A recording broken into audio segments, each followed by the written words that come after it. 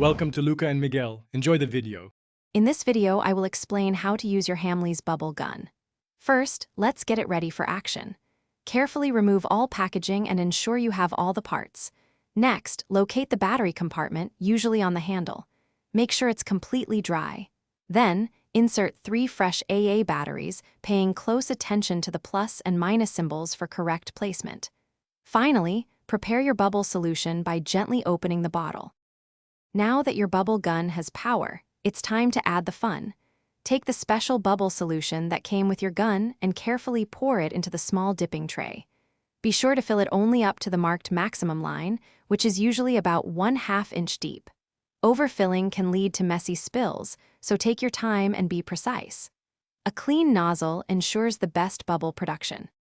With the solution ready, let's make some bubbles. Gently dip the front nozzle of your Hamleys bubble gun into the tray, making sure the entire bubble-making surface is submerged. Hold it there for about 3 seconds to allow the solution to coat it thoroughly. Then, lift the gun, letting any extra solution drip back into the tray. Now, simply press and hold the trigger to unleash a fantastic flurry of bubbles.